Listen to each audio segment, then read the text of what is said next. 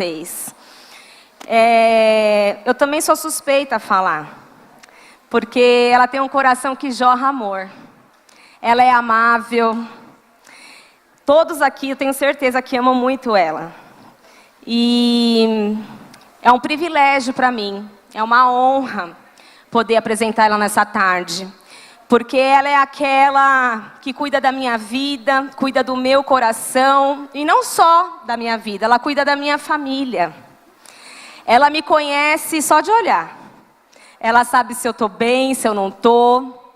Eu tenho o privilégio de ser cuidada por ela há 11 anos. Ela é minha amiga, ela é minha mentora, ela é minha pastora, ela é aquela que me discipula. E hoje, com muita honra e muita alegria, eu quero chamar aqui a apóstola mais linda dessa terra, a apóstola Thaís Fantin.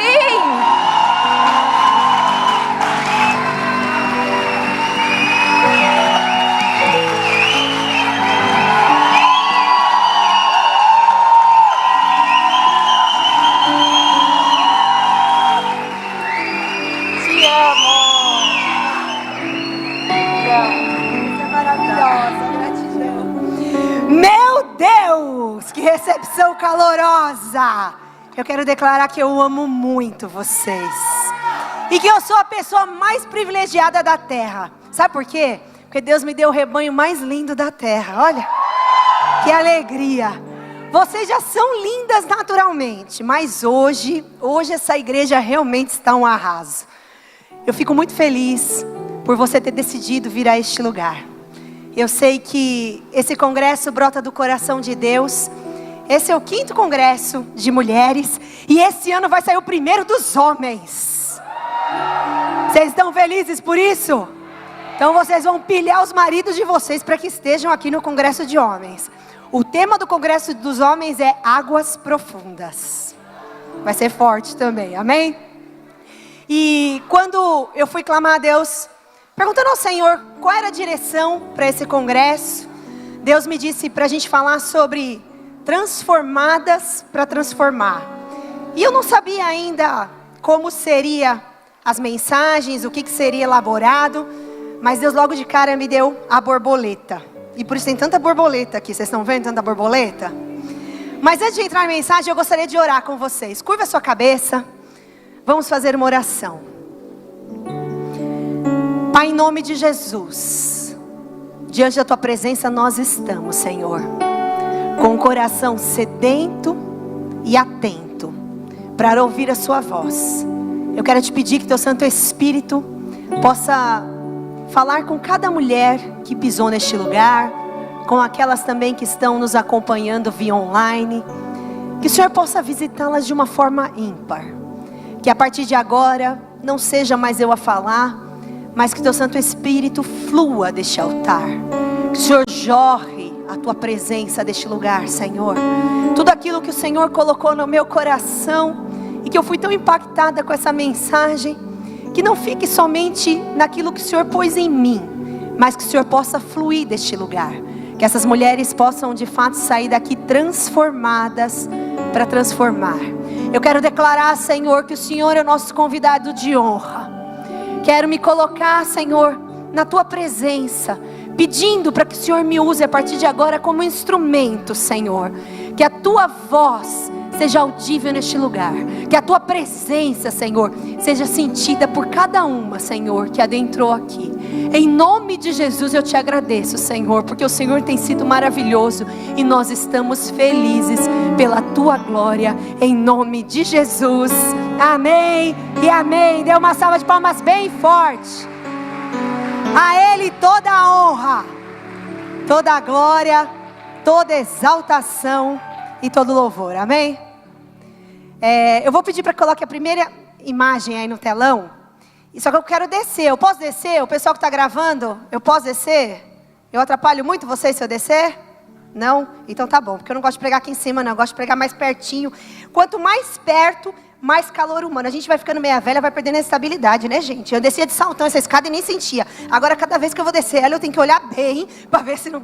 Por isso tem que fazer academia. Pastor Eurides me falou uma coisa esses dias que eu gostei. Cadê a pastor Eurides?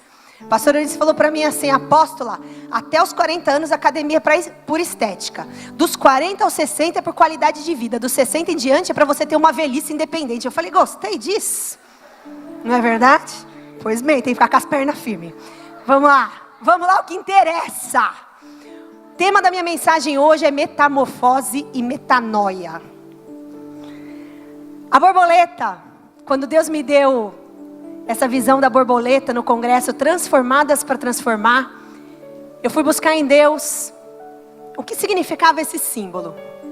E de verdade, eu já sabia que a borboleta sofre uma grande transformação, todo mundo sabe, mas foi além do que eu esperava, foi melhor ainda, tudo que Deus foi me colocando para entender.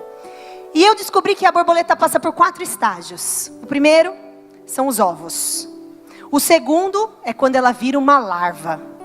O terceiro é quando ela entra num casulo. E o quarto é quando ela vira uma borboleta. O momento dos ovos é o momento do nascimento. E todas vocês aqui já passaram por essa fase de ser gerada, de estar dentro do ventre da sua mãe, de estar sendo preparada para vir ao mundo. Assim também acontece com a borboleta. Mas depois disso, ela vira uma larva. Uma largata. Falei errado, não é larva, é largata. Uma largata.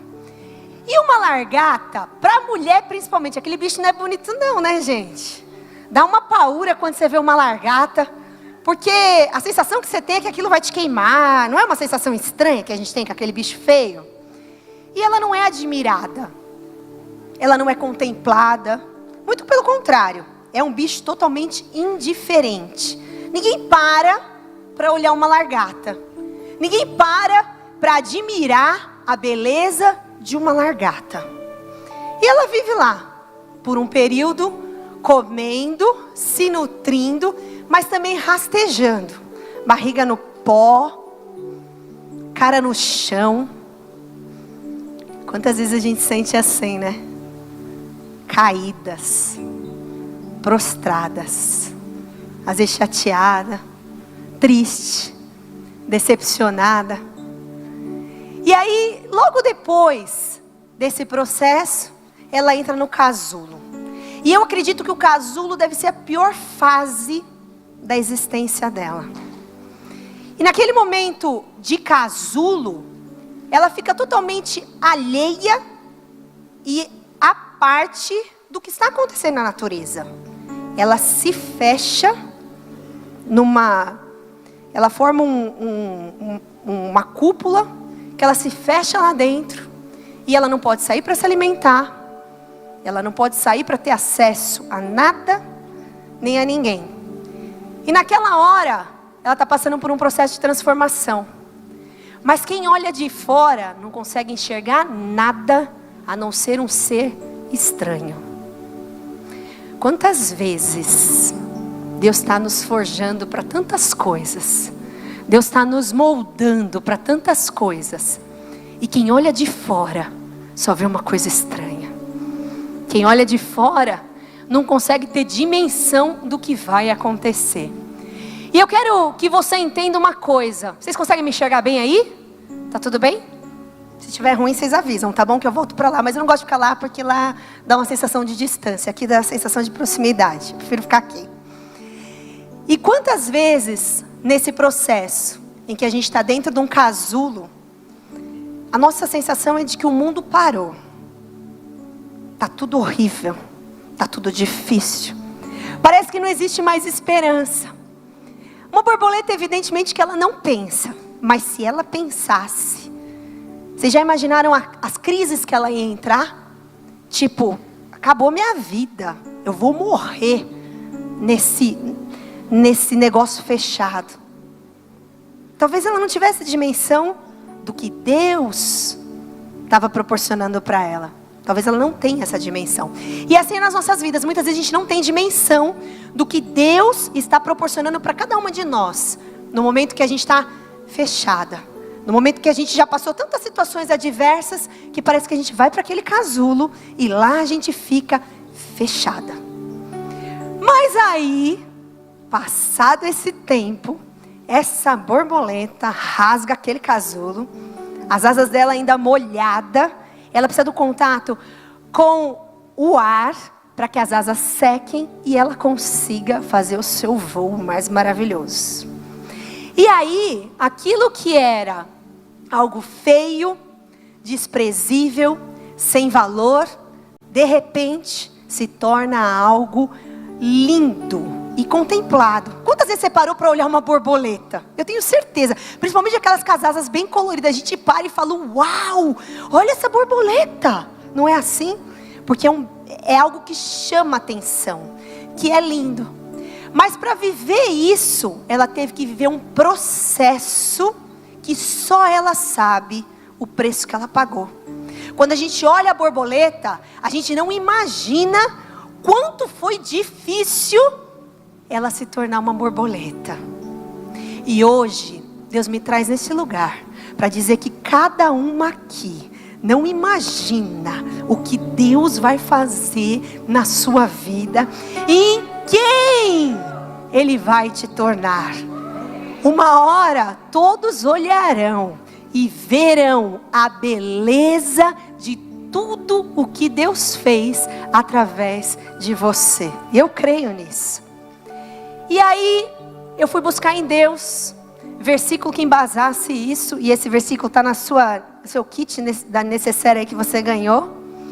Que, por favor, Cleiton, põe para mim aí no telão esse primeiro slide, que está em Romanos, o primeiro, isso, Romanos 12, 2, que diz assim: e não sedes conformados com este mundo, mas sedes transformados pela renovação do vosso entendimento, ou da vossa mente, para que experimenteis qual seja a boa, agradável e perfeita vontade de Deus. Deus está falando para a gente claramente: não seja conformado com esse mundo, mas seja transformado pela renovação da vossa mente, para que experimenteis qual seja a boa, agradável e perfeita vontade de Deus. O processo de metamorfose que a borboleta passa é um processo de transformação do físico dela. É uma transformação completa de uma coisa para outra. Deus está nos orientando através desse versículo que nós também passamos por esse processo. Mas esse processo é muito mais adequado com uma questão de metanoia. Por que metanoia? Porque a metanoia é um processo da mente, transformação da mente. Mas presta atenção, se a minha mente for transformada, o meu físico vai refletir isso. Quer ver uma coisa? Uma mente doente, depressiva, como que a pessoa está no físico? Não é assim que você vê uma pessoa depressiva? Uma mente curada, sã, restaurada, como é que você vê a pessoa? Feliz, sorriso no rosto, brilho nos olhos, não é assim? A pessoa, quando ela está com a sua mente perturbada, vai perturbar o corpo. Então a metanoia e a metamorfose andam juntos, porque primeiro eu tenho que transformar a minha mente, para depois o meu corpo ser transformado. E nós somos composto de corpo, alma. Eu bato isso aqui 300 vezes na igreja, porque a igreja tem que entender como o ser humano é 3 em 1: corpo, alma e espírito. E uma coisa está totalmente ligada à outra. Uma mente doente adoece um corpo. Um corpo sarado também cura uma mente doente. Nossa psicóloga mais maravilhosa da terra, que eu amo de paixão. Quando você faz terapia, o que você indica para os seus pacientes? Exercício físico. Por quê? Porque o exercício físico libera hormônio de prazer, consequentemente a mente vai sendo curada. Deu para entender até aqui? Então tá bom, segundo slide, Cleiton, por favor, querido. Eu quero que você entenda agora isso. Matriz de formação de crenças. E isso é muito importante porque tua vida gira em torno disso, querida. Talvez você não entenda isso ainda, mas você vai entender isso hoje. Amém? Como é que funciona isso? Comunicação. Comunicação é como eu me comunico. Desde a minha fisiologia, como está o meu corpo, um corpo de um atleta tem uma rentabilidade muito melhor do que de uma pessoa sedentária. Verdade ou mentira? Consequentemente, ele se comunica melhor fisicamente, é claro. Uma pessoa sedentária tem dificuldade às vezes de andar, dor no joelho, aquele monte de coisa. E a comunicação também está diretamente ligada com a nossa linguagem, aquilo que eu falo. A Bíblia diz que a morte e a vida estão no poder da língua. Se eu falo coisas ruins, logo a minha vida vai ser ruim. Ai, de novo, que droga, que saco, tô cansada. Essas crianças me deixam maluca, meu Deus do céu. Não sabe chamar pai não, moleque, só sabe chamar mãe. Eu vou sumir pra China. Não é? Estressa. E a linguagem vai passando a sua comunicação. Só que a sua linguagem, a sua linguagem representa a sua comunicação e a sua fisiologia também. Deu para entender essa parte? Isso aí reflete nos seus pensamentos. Se eu só reclamo, ô droga, ô vida, ó céus, ó criança que me enche o saco, ó marido irresponsável, esse homem parece uma ameba que só se pendura em mim e começa a reclamar. O que eu vou ficar pensando o tempo todo? Ninguém me ama nessa casa. Eu não tenho valor. Eu faço e ninguém nota nada. Ó, chega aqui, ó, a comida tá arrumada, a casa tá limpa, mas o infeliz não é nem capaz de me dar um agradecimento. E começa a reclamar. E nessa que começa a reclamar, começa a se vitimizar. E começa uma sensação de dureza. E o pensamento começa a ser encharcado por coisas ruins. Porque aquilo que você está comunicando é aquilo que você vai passar a pensar. Não tem jeito, gente. Se acordar de manhã, abrir a janela e falar: bom dia, tô feliz hoje, você vai ter um dia bom. Agora, se você acordar falando: meu Deus do céu, hoje está chovendo, que saco, você vai sair e vai pisar no cocô do cachorro. Pode acreditar. Vai bater o carro, vai acontecer tudo.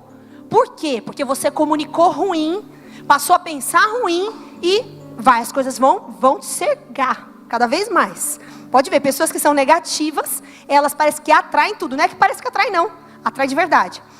Nessa parte dos pensamentos, o que faz com que a gente gere os pensamentos? Duas coisas. Primeiro, aquilo que a gente vê. E daí o perigo de ficar vendo tanta porcaria. Mães, vigiem com seus filhos. Não deixem eles na base dos youtubers,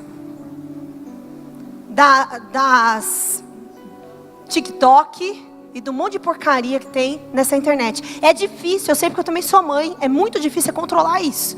Porque eles querem celular. Chega uma idade que eles começam a bater, quer celular. O que você faz? Todo mundo tem celular, menos eles na sala de aula. Eu segurei o do Pedro até 12 anos. Não vai ter celular, não vai ter celular. Só que ele era o único da sala dele que não tinha.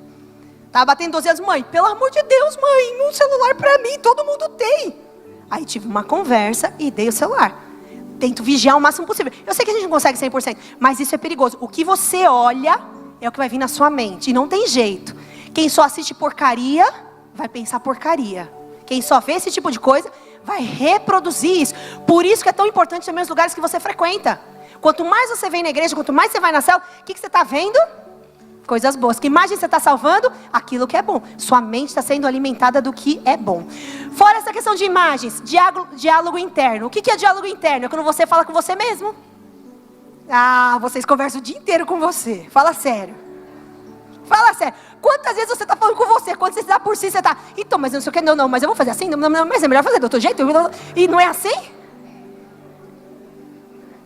O diálogo interno é o que alimenta o seu pensamento. Fora o externo, tem o interno. Sequência disso, vem o sentimento. Eu comuniquei algo Eu pensei algo, agora eu vou começar a sentir algo.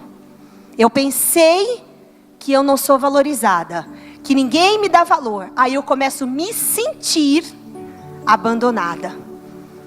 Eu começo a me sentir inútil. E quantas pessoas começam a ter sentimentos horríveis a partir daquilo que está na sua mente. Às vezes o externo nem é isso, mas a pessoa está vivendo isso porque ela botou na cabeça que é isso. E quem é que tira? Já aconselhou a pessoa depressiva? Às vezes você vê lá a família fazendo de tudo para levantar, e a pessoa está num calabouço. Por mais que você fale com ela, ela não entende o que você está falando. Por quê? Porque ela acreditou naquilo que a mente dela produziu para ela. Amém? E aí, através do sentimento, é gerado as nossas crenças. Você está lotada de crenças que você foi gerando ao longo da vida. Quer ver uma? Eu não tenho sorte. Nunca sou sorteada em nada. Só por isso hoje você vai sair com um presente daqui. Para mudar essa crença. Quer ver outra? Na minha família, ninguém tem dinheiro. Então eu nasci para ser pobre. Eu já ouvi gente falando isso para mim. Pastora, eu nasci para ser pobre. Eu falo, está amarrado em nome de Jesus. Pobre é o diabo. Você nasceu para ser próspera. Ah, na minha família casamento não dá certo. Ninguém vive casado, então eu também não vou nem casar, porque não vai dar certo mesmo. Ó as crenças. O que é a crença? É o conjunto de pensamentos, sentimentos que está dentro de você que viram bases sólidas. E ninguém mais consegue tirar aquilo se não for você mesmo, com a ajuda do Espírito Santo. E tudo isso vai resultar... e aí nessa parte das crenças, duas coisas importantes. Primeiro, crenças limitantes, é aquilo que te paralisa. Não vou casar porque nenhum homem presta. Ou crenças de possibilidades. Todo mundo casou mal na minha família, todo mundo separou, mas eu vou fazer a diferença. Eu vou casar e o meu marido vai ser o melhor homem dessa terra. Você tem a possibilidade. Você pode ter a crença, mas se você pedir ajuda do Espírito Santo, isso pode ser moldado dentro de você. E aí tudo isso vai resultar em quê? E como você vai comunicar de novo? Volta. Isso é cíclico. Por quê? Aquilo que você sente, é aquilo que você expressa, é aquilo que você pensa. Resultado vai ser suas ações e a sua comunicação. Ajeita essa postura. Você é filha do rei. Então levante essa cabeça, ajeita esse ombro e diga: eu estou nessa terra para fazer a diferença. Eu sou uma embaixadora do céu. Por isso eu posso todas as coisas naquele que me fortalece. Amém? Dê uma salva de palmas bem forte a Jesus. Pode passar o próximo, Cleiton. Agora eu quero que você entenda um pouquinho a respeito de cura interior. E é sobre isso que eu quero ministrar a vida de vocês. Porque ser transformada para transformar, você vai precisar passar pelo... Não ouvi. Pelo processo. Não existe transformação sem processo. Hoje eu cheguei aqui de cara lavada. Eu estava saindo, meu marido falou: nossa, amor, deixa eu tirar uma foto sua. Eu falei: de jeito nenhum, estou de cara lavada, estou indo para a igreja. A Sheila vai me maquiar. Aí depois quem vê a cara pronta, é a mesma coisa. Como diz o meu pai, não existe homem, mulher feia, existe mulher mal cuidada. E é verdade, gente. Você vê essas mulheres maravilhosas, elas passam o dia em clínica de estética, arruma aqui, botox ali, estica aqui e tal. Fica poderosa. Por quê? Foi transformada, é fake. Transformou. Outro dia eu ouvi falar assim pra mim, não, eu paguei, os peitos é meu. Eu falei: é verdade, é seu, mas passou por um processo de transformação. Transformou, melhorou, é fato. E não é só nisso, é em todas as coisas. A pessoa está lá passando por uma situação difícil. Se ela decide dar a volta por cima, ela vai passar por um processo. Se converteu, automaticamente recebeu Jesus, está salvo, é fato. Jesus entrou, mas a mente mudou? A mente mudou? Não mudou. A pessoa vem falando palavrão e às vezes ela esquece de falar palavrão. Às vezes no meio da frase ela solta uma Nossa Senhora. Vocês já não fizeram isso? Eu já fiz muito. Por quê? Está no processo. No meio da situação. Eu sou crente, vou para a igreja, pega a Bíblia, coisa linda. Aí sai lá fora, dá um show de chilique. Aí chega em casa, quebra o pau com o marido. Ei, presta atenção. Ninguém aqui vive vida de comercial da Doriana, que nem existe mais, né? Mas tinha o comercial da Doriana, que os passarinhos lindamente arrumavam a cama, né? Coisa de Cinderela. Vocês não vivem isso, eu também não vivo. Quem me dera. Na nossa casa tem perrengue, tem dia bom, tem dia mal. Tem dia que a gente tá feliz, tem dia que a gente não tá. Tem dia que a gente quer mandar o homem para Júpiter. Tem dia que a gente fala, não, deixa na terra mesmo. Vocês sentem isso? Ou só eu que sinto? Então, presta atenção. Ele querer mandar para Júpiter e mandar ele para aquele lugar tem uma diferença gigantesca.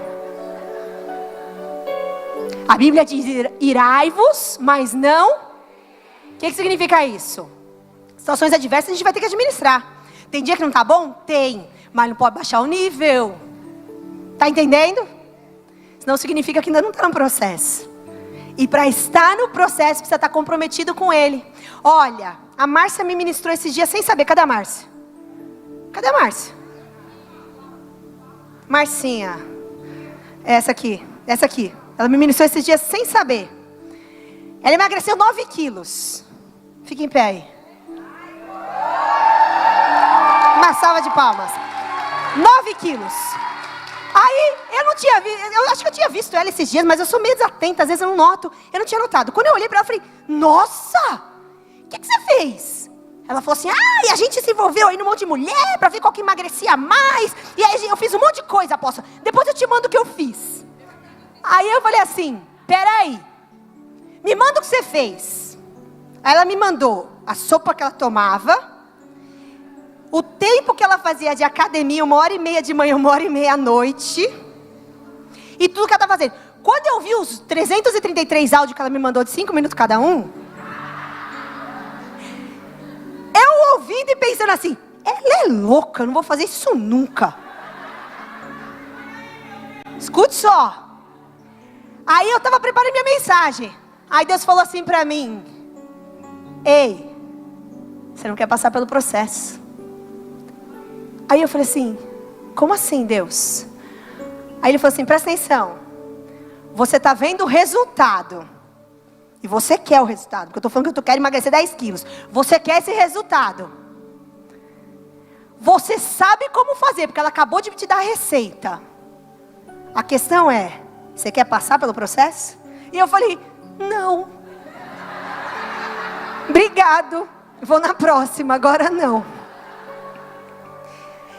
Tudo bem, dos quilos é uma coisa. Mas quantas vezes a gente faz isso com Deus em várias situações da nossa vida? Quantas vezes a gente sabe o que precisa fazer, a gente sabe que precisa tratar melhor marido, a gente sabe que precisa tratar melhor filho, mas a gente fala, não, vou fazer não. Deixa para o próximo. Eu quero ser uma mulher transformada, quero ser uma mulher que adora, cheia do poder de Deus, cheia do poder de Deus. Mas quando chega em casa, aparece a bruxa 71. E aí? Processo. Pois Deus te trouxe nesse congresso, não foi para você se vestir de pink, que você tá linda, nem de preto maravilhosa, mas Deus te trouxe para esse lugar, para dizer que você precisa entrar no seu processo de transformação. E o processo dói. E o processo é difícil. E aí vem essa questão de decidir ser curada. Por quê? Porque as suas crenças hoje te limitam de ser melhor. As suas crenças hoje te paralisam. E o que é a cura interior? Preste atenção nisso. A cura interior, a cura Ô Beatriz, tá errado esse negócio. É a cura dos males da alma. Beatriz, porque foi ela que fez. Já vai falar, como assim, filha? Você errou meu texto? É a cura da... Minha filha fez, obrigada, amor da mamãe. Mamãe não sabe mexer nisso. O que seria das mamães sem as filhas, né? Ela fez pra mim isso. É a cura dos males da alma. E esses males podem assumir muitas formas. Solidão, ira, culpa, depressão, mágoa, medo, angústia, decepção, ansiedade, inferioridade, amargura e rejeição. Eu tenho certeza que tem coisa aqui que você se encontra. Verdade ou mentira? Então, e agora? Como trabalhar tudo isso? Vamos entender um pouquinho a respeito da cura interior. Pode passar, por favor. Olha, antes de eu entrar nessa parte, olha o que Charles Spurgeon disse. Charles Spurgeon, ele foi conhecido como o príncipe dos pregadores, um tremendo homem de Deus. E olha o que ele disse, que interessante. A mente pode desabar muito mais profundamente do que o corpo, pois nela há poços sem fundo. A carne pode suportar apenas um certo número de feridas, e não mais. Mas a alma pode sangrar de 10.000 maneiras e morrer repetidas vezes a cada hora. Olha que coisa forte isso. Por que a alma pode morrer repetidas vezes a cada hora? Porque tem coisas que a gente literalmente mata dentro da gente. Som do seu coração agora. Me diga se não tem pessoas que você já decidiu matar dentro de você. E você já botou na cabeça que não vale a pena ir atrás, que não vale a pena conversar, mesmo sabendo que essa pessoa traria tanta cura para sua alma. Mas você já decidiu matar isso.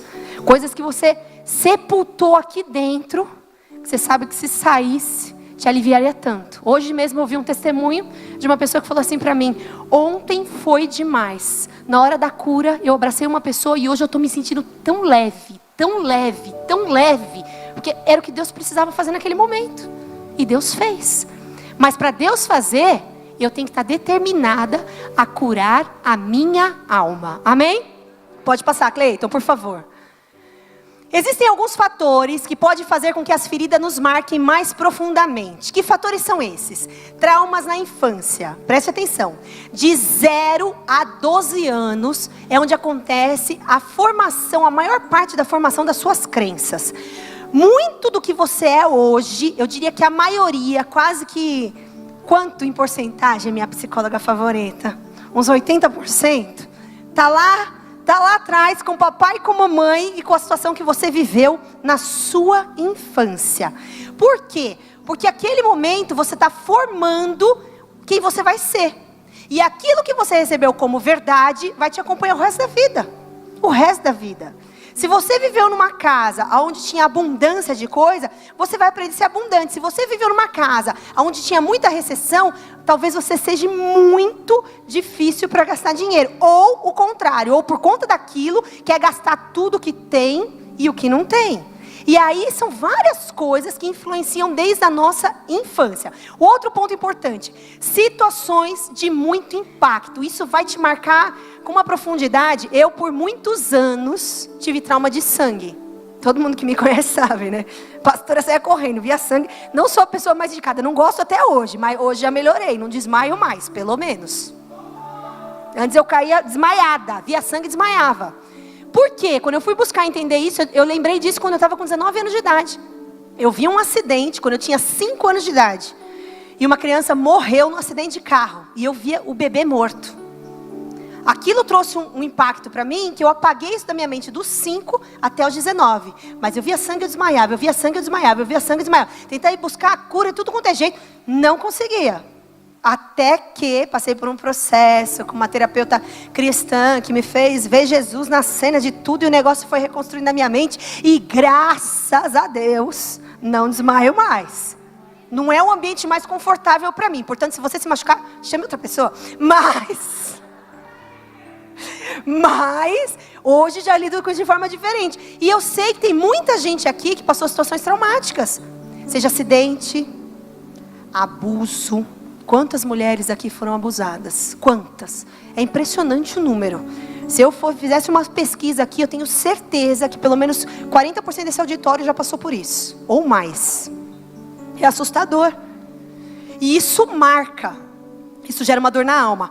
Próximo, Cleiton, por favor. Como identificar que a sua alma está ferida? Primeiro, quando você pensa naquela situação de dor, isso te traz tristeza? Te traz mágoa? Quando você lembra daquilo que te feriu, passado, Como que fica o seu sentimento com relação àquilo? Traz alguma coisa? Próximo ponto. A pessoa ferida, ela usa máscaras. Todo ferido, em geral, não fala que está ferido. Não, pastora, meu casamento não deu certo, mas eu já perdoei. Perdoou nada. Às vezes a alma está gritando lá, mas está falando que perdoou. Por quê? Porque para se proteger, para não querer dar explicação, muitas vezes fala que está resolvido. E o negócio muitas vezes não está. O outro, a pessoa ferida, ela é reativa. Por quê? Ela vai reagir à dor dela. Sabe a pessoa que às vezes você não fez nada e ela está reagindo, não está olhando na sua cara, está virando e você fala, gente, o que está acontecendo? Ei, está tudo certo. Cada um faz aquilo que é dele e está tudo certo. É natural isso. Eu, como pastora, tive que aprender a lidar com o ser humano, gente. Os primeiros meses, os primeiros anos de igreja, eu quase enlouqueci. Quase pirei. Minha mãe falava assim, Thaís, você vai ficar doente. E eu estava mesmo. Quase entrei numa depressão. Porque eu queria resolver a vida de todo mundo. E quando não resolvia, eu me sentia culpada. E lógico que eu não tenho jeito para resolver a vida de ninguém. Porque quem sou eu? Deus é que pode, eu não faço nada. E eu não conseguia lidar com essas crises. E eu tive que aprender como lidar com isso. A pessoa sair da igreja falando um monte. Porque a pastora... Porque quando não tem o que falar, fala de quem? Estou cansada de ser culpada da vida de todo mundo. Tem gente que entra aqui, casa sem perguntar pra gente se deve casar ou não, faz um monte, e se envolve com o irmão, empresta dinheiro para um, empresta dinheiro para o outro, depois vem cobrar a gente como se eu fosse culpada. Eu falo, ô, bonitona, presta atenção. O que eu tenho a ver com isso? Não, porque é o seu. A gente recebe ligação, gente, e não é pouco não, para falar de pessoa que está sentada nesse banco. Olha, você é a pastora, mas você não sabe o que ele está fazendo, falando um monte. Eu tenho culpa disso? Como pastor, a gente está fazendo o que pode. Mas as pessoas, cada um reage do jeito que quer. Então as pessoas são reativas. Uma alma ferida. Quanto mais ferida ela for, mais reativa ela vai ser. A pessoa que fala mal de todo mundo é a mais emberebada que existe. É sério? Porque quando você para olhar para você, você não tem tempo para olhar para o outro. Aquele que critica o jeito do outro, a forma do outro, porque o fulano é isso, porque o Beltrano é aquilo. Quanto mais crítica, mais dor na alma. Isso é fato. Por quê? Quando você está bem com você, o mundo é um mundo, está tudo certo. O outro faz, desfaz e está tudo certo. Você não está reagindo. Quando você não está, você vai reagir o tempo todo para cima dos outros. Psicologia prova isso. Como? Para você poder não se sentir ferida, você tem que ferir. Não é pastora? Estou profetizando. Agora é essa psicóloga, agora você é um pastor aqui. Melhor assim, né? Mas não é assim, Marcela? Estou certa? Meu Deus, estou falando tanto de psicologia aqui, uma psicóloga me assistindo. Que Deus tenha misericórdia de mim, amém. A pessoa ferida na alma, ela está presa no passado. Ela vive pensando o que aconteceu. Só que presta atenção, o futuro só vai acontecer se ela trabalhar no presente. E quanto mais presa ao passado, menos tempo ela está gastando no presente. A nossa maior intensidade tem que ser no presente, com projeção de futuro. Mas você tem que estar no presente, vivendo, acontecendo e curtindo. Tem gente que fala assim, quando eu casar, eu vou ser feliz. Quando eu mudar, eu vou ser feliz. Não, porque quando eu comprar a minha casa, aí eu vou ser feliz. Não, quando eu me formar, aí eu vou ser feliz. Pastora, quando minha vida estiver organizada, eu vou fazer a obra. Eu escuto até isso. Aí eu falo, tomara que você tenha tempo para fazer a obra. E aí quando você vai no hospital visitar um doente, você sabe o que você escuta dele? Eu deveria ter gastado mais tempo com a minha família. Eu deveria ter gastado mais tempo com os meus filhos. Sabe por que isso? Porque muitas vezes a gente está no presente, pensando no passado, ou correndo só atrás do futuro. E esquecendo de viver o momento. A sua vida é aqui agora, minha filha. Quem garante quantos anos você vai viver? A gente quer viver muito na terra, amém? Mas a gente não sabe. Quando a nossa senha vai ser puxada? Hoje, amanhã, daqui 1 ano, daqui 5 anos, daqui 10 anos, daqui 30 anos, daqui 50 anos, daqui 80 anos, tomara que seja assim, amém? Mas uma hora a senha puxa. Então viva o agora, aproveite, curta, mas seja responsável, porque o futuro vai vir também, viu? Não é só viver o agora e esquecer do futuro, amém? E depois, por fim, uma alma ferida desconfia sempre de tudo. Ninguém é confiável, ninguém presta. Já conviveram com pessoas assim? Pois bem. Pode passar o próximo, Cleito. Oi? Eu falei das máscaras, amor. O que não cura o passado? E isso é o que normalmente as pessoas pensam que isso aqui vai curar as dores. O que não cura o seu passado? Primeiro, o tempo.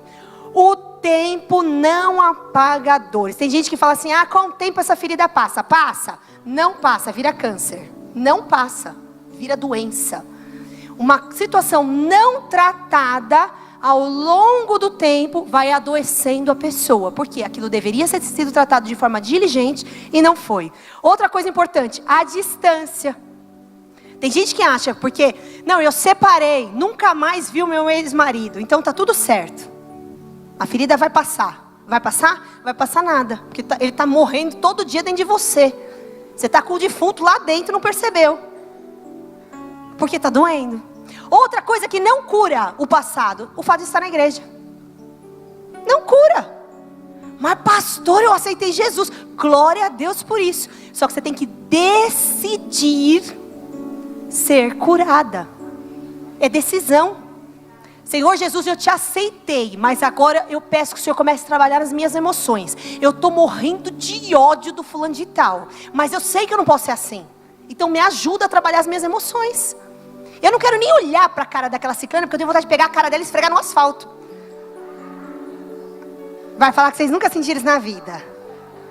Se vocês não sentiram, toma o microfone, porque eu já senti várias vezes. É verdade. Do jeito que eu sou ligada a 220, vocês acham que eu não sinto vontade às vezes? Sinto, mas não faço. E aí peço para Deus trabalhar as emoções. E aí quer ver um segredo bom? Não resolver o negócio no dia. Uma noite de sono já dá uma acalmadinha. E no dia seguinte, com mais unção, lembrando que você é uma pessoa espiritual, vai resolver as situações. Amém? Então o fato de estar na igreja não cura as dores. Pode passar o próximo, por favor. Como é que eu faço para curar a minha alma, as minhas feridas? Como é que eu consigo curar a minha mente? Porque se eu preciso passar pelo processo de transformação, então vou ser etapas. Primeiro eu tenho que decidir ser curada. Primeira coisa. Se você está olhando para isso aí que está dentro de você, porque tem alguma coisa aí dentro, eu tenho certeza disso, e falando, não, está tudo bem, está tudo certo. Sheila, quanto tempo eu tenho ainda? Olha aí meu tempo para eu poder não me perder aqui. Não vai acontecer nada. Agora, se você decidir ser curada, é o primeiro passo. Aí, como que você faz para curar suas feridas? Primeiro, pedindo para o Espírito Santo auxiliar nesse processo. Sem Deus, nós não somos nada. Você vai para um terapeuta, quantas vezes você vai para um médico e às vezes o que ele fala? A fé é algo importante. Busque a Deus. Vocês já ouviram isso? Você acredita em Deus? Então busque a Deus. A menos que a pessoa seja um ateu, que você vai procurar um ateu. Caso contrário, em geral, você vai ter essa orientação. Segundo ponto importante, abra o seu coração e fale toda a verdade. Não é para os outros, mas é para Deus. Rasga. Não adianta com hipocrisia, Senhor, eu já perdoei. Quando lá dentro morrer, Deus, eu não perdoei, eu não consigo perdoar. Cada dia que eu penso, me dá mais raiva. É o que eu sinto, Senhor. Fala. Deus tem que saber o que você está sentindo de verdade, você tem que expressar. Mas eu não quero sentir isso, então me ajude a ter a minha mente transformada. Me ajuda a transformar esse sentimento que está brotando dentro de mim. Amém? Próximo ponto é expresse o seu sentimento sem reservas. É meio parecido esses dois, né? E depois, agora vem. Agora vem, o mais difícil de tudo. Tome a iniciativa de perdoar. Domingo passado nós tivemos um testemunho lindo aqui. Quantos estavam no culto que teve aquele testemunho? A pessoa que testemunhou está aqui? Está lá, linda. Testemunho impactante. Eu fui para casa comentando seu testemunho. Ela veio aqui e ela disse assim, que ela tinha um problema grave com o pai dela. Durante muitos anos o pai dela abandonou ela e não cuidou dela, enfim. Ela estava cheia de feridas, cheia de traumas com relação ao pai. Porém, quando ela veio para a igreja, teve 3 momentos muito importantes aqui que Deus falou com ela nitidamente que era para ela perdoar. E eu achei tão interessante que no testemunho ela fala assim, eu saí daqui, acho que no congresso do apóstolo Arão e da apóstola Esther, Deus falou comigo que era para eu perdoar meu pai, mas a minha carne prevaleceu, porque eu não fui atrás dele. E é verdade, é bonito falar isso, porque a pessoa, ela fala o que ela sentiu de verdade. Deus mandou eu fazer, mas ainda assim eu não fiz. E aí Deus insistiu em mais 2 momentos, até que um dia ela começou a sentir a carne dela tremer. Pegou o telefone, aos prantos ligou para o pai. Quando ela liga para o pai do outro lado começa a falar com ela de uma forma assim super surpreso, feliz.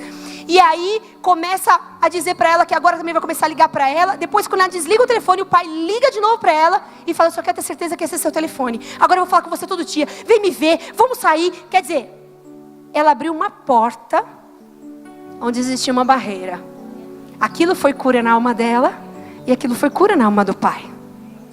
Olhando de fora, quem estava certa?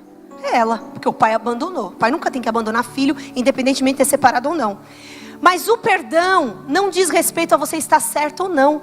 O perdão diz respeito a você ter que tomar uma atitude necessária, mesmo que isso doa em você. Porque, gente, dói. Tem gente que não dá vontade de perdoar, não. Tem gente que dá vontade de orar para Deus mandar um raio do céu. Não tem? Tem. Mas é certo? Essa oração de vingança, aquela música: Senhor, me coloca um banquete na presença dos meus inimigos, e para que triunfe, não sei o que. Minha vitória tem sabor de mel. Vou esfregar minha vitória na sua cara. Desculpa, mas não é o tipo de louvor que eu concorde. Porque isso você está nutrindo. E isso não tem que ser nutrido, muito pelo contrário. Amém? Então esses são os pontos para curar as feridas da alma. Pode passar o próximo, por favor. Agora eu vou falar dela. Não falei ontem que eu ia falar dela? Aí eu falei assim: Deus, me dá uma personagem, uma mulher na Bíblia que eu tenho certeza que o Senhor curou. E aí Deus me trouxe na hora Raabe. E por que Deus me trouxe Raabe? Preste atenção em mim, meus amores. Por que Deus me trouxe Raabe? Porque Raabe era uma meretriz. A Bíblia diz que ela era uma meretriz, uma prostituta. E ela morava na cidade de Jericó. E Jericó ia ser invadido pelo povo de Deus. Josué estava lá rondando Jericó para poder invadir Jericó. E quando ele enviou os espias lá dentro, ele enviou 2 espias lá para a cidade, Raabe ofereceu abrigo para esses homens. E aí o rei soube que os espias estavam naquele território. E o que o rei disse? Manda capturar esses espias. E aí Raabe despistou esses guardas. Falou: não, eles não estão aqui. Vai lá para Campina, não sei de onde. E eles foram para lá, saíram. E ela ajudou esses espias a saírem da casa dela. Deu a rota por onde eles deveriam fugir. Mas ela disse para eles: eu sei que o teu Deus é poderoso. E eu sei o que ele tem feito. Eu sei que ele abriu o mar vermelho. Eu sei tudo que ele fez. Eu sei as pragas que vieram sobre o Egito. E eu sei que Deus entregou essa cidade nas mãos de vocês. Então eu vou pedir, por favor, olhe para a minha descendência. Cuide de mim, da minha casa, minha família. Não permita que minha família seja morta. A cidade está em alvoroço, apavorada, porque sabe que vocês vão entrar aqui de alguma forma. E aí eles fizeram um voto, saíram de lá. E quando eles voltaram para invadir a terra, ela jogou um tecido lá de carmesim vermelho na janela, para que eles não, ela combinou isso com eles, para que eles não invadissem a casa dela. E a casa dela foi poupada. E aí o que aconteceu? Ela passou a habitar junto com o povo de Israel. Presta atenção numa coisa: uma prostituta. Eu não consigo acreditar que uma mulher que dá o seu corpo, que vende o seu corpo para uma multidão de homens, está bem nas suas emoções. Eu não consigo acreditar que uma mulher que se deita com um monte de homem está bem com a sua família. Porque, de fato, deveria existir muitas demandas familiares para aquela mulher chegar ao ponto que chegou. Certamente, era uma mulher toda bagunçada emocionalmente. Mas o que Deus estava fazendo? Deus colocou primeiramente no coração de Raabe um temor. E ela conseguiu olhar: Deus é real. Eu sei que Ele faz, eu sei que Eles estão com vocês. Ela reconheceu naquele momento que Deus existia e que Deus era soberano. Se Ele quisesse invadir se Ele quisesse colocar o povo para invadir aquele território, invadiriam e matariam todos. Ela reconheceu a soberania de Deus. E depois ela pediu: por favor, me ajude. Nessa hora que ela pede essa ajuda, o que aqueles homens fazem? Fique tranquila, coloca aqui o sinal que a sua casa não vai ser invadida. Depois disso, ela passa a fazer parte daquele povo tão precioso que era o povo escolhido por Deus. Ela se casa com Salmão. E ela gera Boaz, marido de Ruth. Quantos conhecem Boaz na Bíblia? Um Boaz. Quantas solteiras querem um Boaz? Boaz era o cara, gente. Próspero, lindo, maravilhoso, cheio da unção. Esse é o cara. Boaz para vocês, em nome de Jesus. Só para as que estão solteiras. As que estão casadas, mesmo que você tenha um sapinho, que seja transformado em Boaz. Em nome de Jesus. E aí, olha que coisa incrível. Preste atenção em mim. Olha para mim. Presta atenção. A prostituta foi, através dela, da genealogia dela, que veio o rei Davi. Através da genealogia dela, veio o Messias. Jesus nasceu da raiz dessa mulher. E aí eu fiquei me perguntando, por que Deus deixou isso tão claro para a gente na Bíblia? Para que a gente entenda que não importa como começou, importa como vai terminar. A sua história pode estar recheada de dores. A sua história pode estar recheada de marcas horrorosas. Daquilo que você viveu, daquilo que você passou, daquilo que você já sentiu. Mas Deus, quando entra na vida de uma pessoa, Ele transforma tudo. Absolutamente tudo. E se você decidir ser transformada, porque Raabe teve que decidir. Ela teve que deixar para trás as práticas dela e se adequar a como o povo de Israel vivia. E se você decidir isso e disser, Senhor, está tudo bagunçado aqui, mas eu quero que o Senhor mude essa história, transforma a minha vida, e eu serei uma nova pessoa. Pode ter certeza que Deus vai transformar tudo, amém? Agora pode passar o próximo. Agora olha que coisa interessante. A Bíblia diz em 2 Coríntios 5,17: portanto, se alguém está em Cristo, é nova criatura.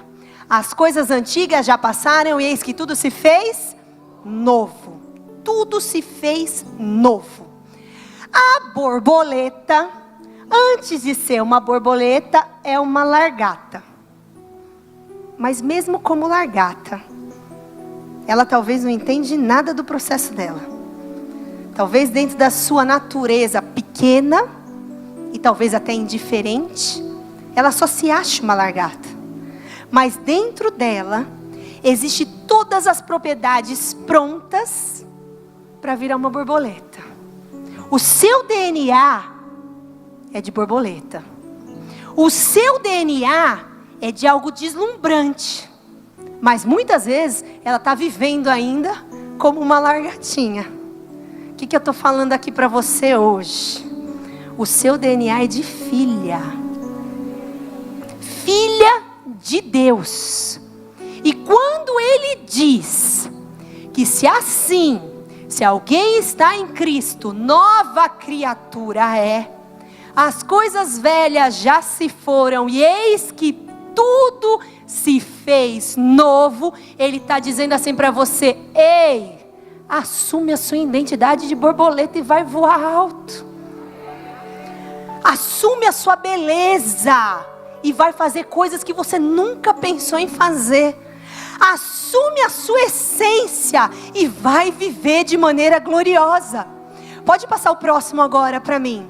E eu quero encerrar com esse versículo e depois nós vamos fazer um ato profético aqui.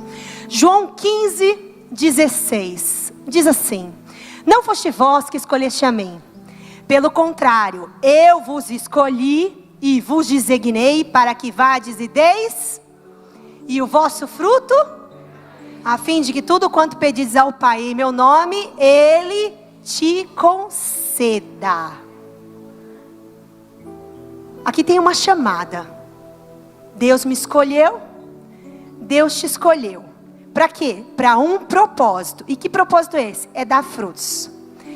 Você sabia que uma borboleta, ela tem o poder de botar mais de 10.000 ovos.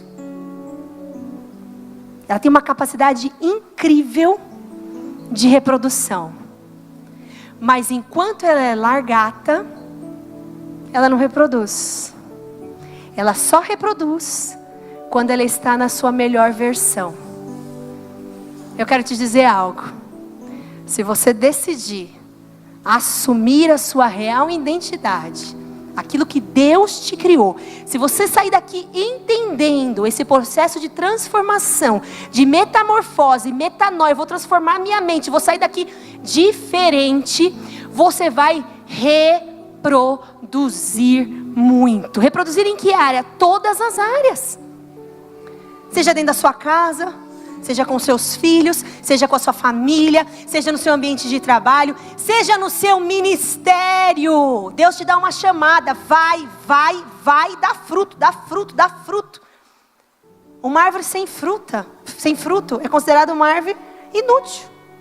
A menos que seja de beleza, né? Tem essa também. Mas a árvore frutífera tem que dar.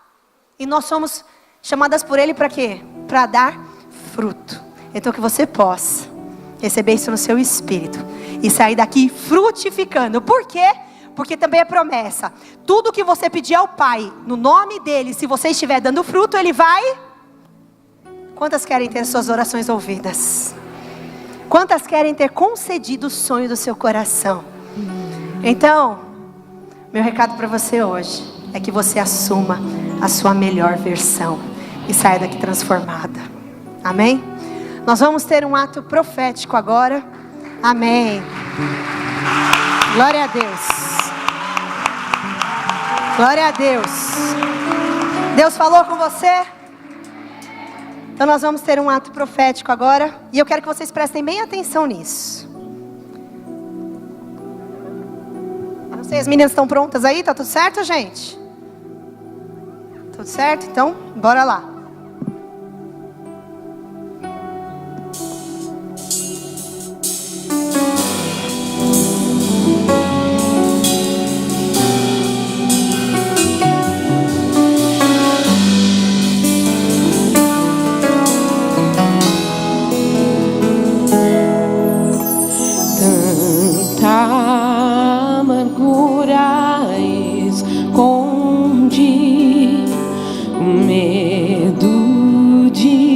Acertar sonhos coloridos destruir que eu não quero mais lembrar. Não vou mais chorar, foi o que decidi. Não vou mais sofrer, pra que viver assim? Com imagens da infância, comecei a chorar. Caí na caixa das lembranças, lembrei do teu olhar. Enchi meus olhos de esperança, comecei a cantar. Pra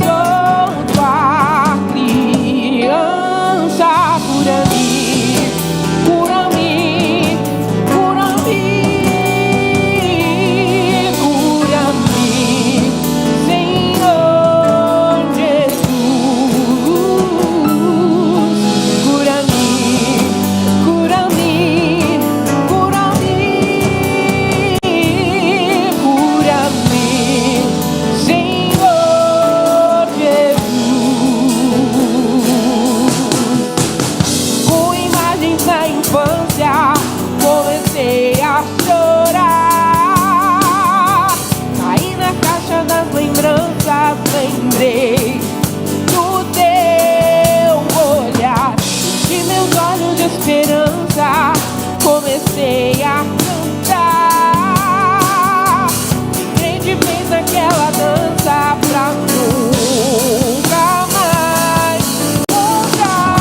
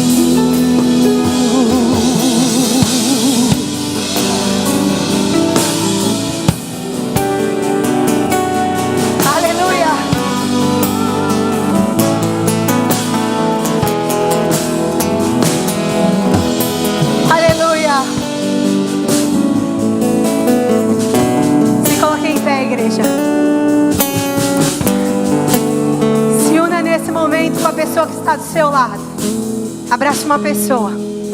Eu quero orar por vocês agora. Comece a declarar para essa pessoa a cura e a restauração. Se unam em 2, 3, se for o caso, se abrace. Pai, neste momento nós estamos aqui, Senhor, precisando do Senhor.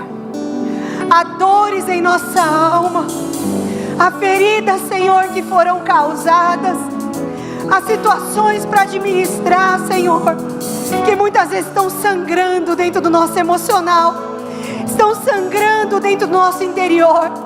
Mas neste momento, Senhor, eu quero te clamar. Venha sobre este lugar, Senhor, com unção de cura. Venha sobre este lugar com unção de restauração. Senhor, que o Senhor abra os corações neste momento para liberar perdão. Ei, comece a lembrar das pessoas que te feriram. Comece a declarar perdão. Perdão para essas pessoas. Diga nessa manhã: Senhor, eu perdoo. Eu perdoo. Declara perdão para essas pessoas, para que a sua alma seja curada. Só a cura, só a restauração através do perdão.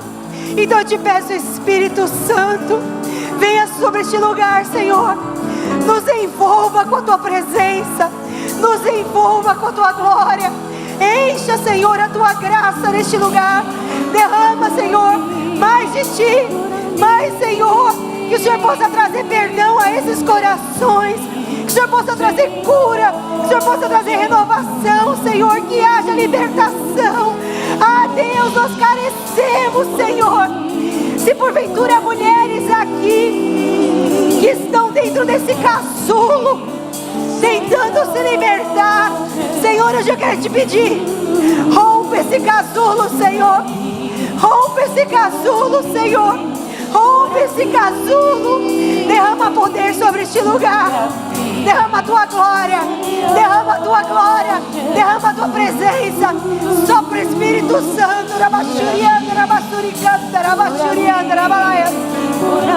Vem, Espírito Santo. Vem, Espírito Santo. Vem, Espírito Santo. Vem, Espírito Santo. Cura-me, cura-me, cura-me, cura-me, Senhor Jesus. Cura-me, cura-me, cura-me, cura-me, Senhor.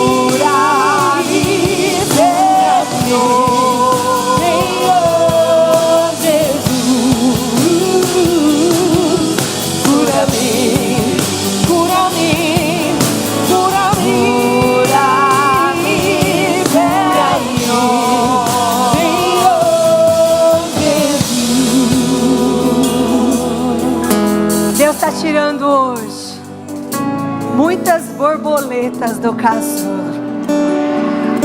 Deus está de fato te capacitando hoje para uma nova fase, uma nova jornada, um novo tempo. Diga assim: Senhor, eu estou disposta a ser transformada todos os dias para transformar. Habita em mim, muda tudo aquilo que precisa ser mudado e me dá um coração perdoador, que eu possa amar, que eu possa amar, que eu possa amar e julgar menos. Amém? Dê uma salva de palmas bem forte. A Ele toda a honra, toda a glória, toda a exaltação e todo o louvor. Senhor Jesus. Preste atenção. Preste atenção. Esse processo de transformação é só seu e de Deus. Se alguém olhar para uma borboleta dentro do casulo e ver a sua dificuldade em sair daquele casulo e decidir ir lá e cortar o casulo para facilitar a vida dela, aquela borboleta nunca vai voar. Porque o fato de todo o esforço que vocês viram ela encenando aqui para sair daquele casulo faz com que as suas asas vão sendo habilitadas para voar. E mais do que isso, à medida que ela vai saindo, o vento vai batendo de uma forma divinamente, e aí as suas asas vão se abrindo, sendo secas e preparadas para voar. Então não espere dos outros comprometimento com o seu processo. O seu processo é seu, mas existe alguém que da mesma forma extraordinária que faz uma largata virar uma borboleta, tem capacidade o suficiente para te aprimorar todos os dias e fazer com que você tenha o melhor voo da sua vida.